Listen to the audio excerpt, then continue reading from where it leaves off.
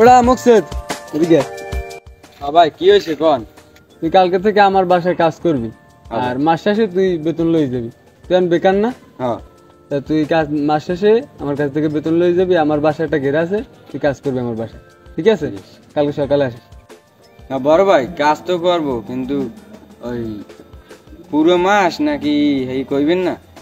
পুরো মাস কাজ করবি, আর তোর তো বলছি 1 মাস কাজ করার পর আমার থেকে তুই বেতন লয়ে যাবি। কালকে থেকে আসিস তাইলে। আচ্ছা ভাই, তাহলে আমি কালকে থেকে কাম শুরু করে দিব। এখন যাই ভাই। যা যা।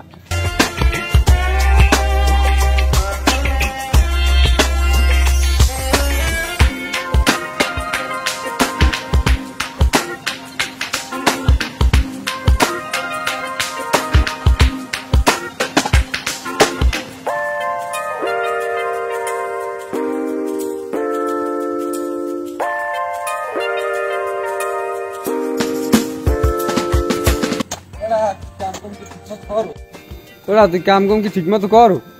হ্যাঁ ভাই, কাম টাম তো করতে আছি। কিছু কইবেন ভাই? তুই বেটা আগে যে কয় জায়গায় কাজ করছো সব তো গাছ তুই উগলই বুঝুন না, কাম করিস, কাম করলেই হইবে না বেটা। তুই কিন্তু এমনি বলদ টাইপের বেটা। হ্যাঁ ভাই, আপনি যেটা কইবেন সেইটাই হইবে। আমি ঠিকঠাক মতোই কাম করতে আছি, আমার কোনো সমস্যা নেই। আমার খালি মাসে মাসে বেতনটা দিয়ে দিলি। আচ্ছা ঠিক আছে, ভাই আমি তোর মতো কথা থাক।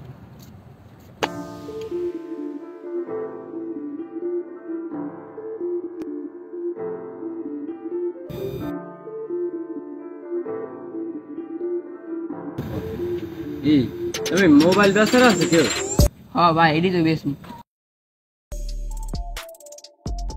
যা দেখছি খারাপ না, তাই না মোবাইল দেখ, কাইলেই দেখবো। আচ্ছা ভাই, গেলাম। আচ্ছা যাও। কাল দেখা করবো।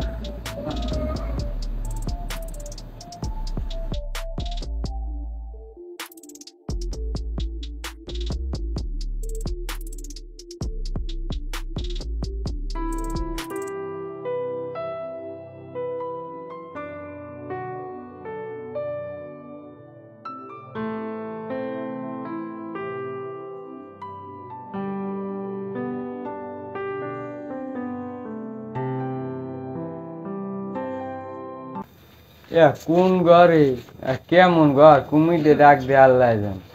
করিং বেল মরিং বেল হ্যাঁ তো নাই, আল্লাহ জান। তা খাবার ডাক দে।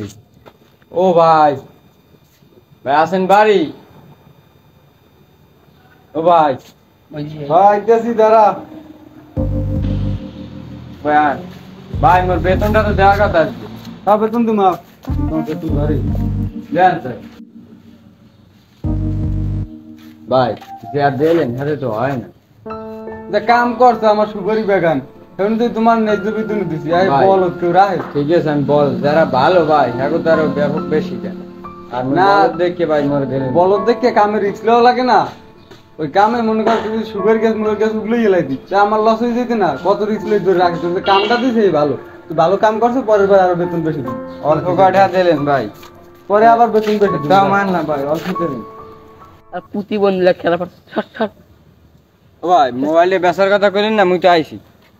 তুই যে বল টাকা হয়েছে না মুই দিয়ে আমি কইলাম যে কালকে মুই বেতন পাম, মাস শেষে মুই কোচ এটা হাতে লইনি। টাকা আছে মোটাই, মোবাইলটা দেন আনতে ওই সেটা দোকানে লন, মোবাইলটা লই যে আমাদের দিয়ে, আর আমি টাকা পয়সা দিয়ে দিই।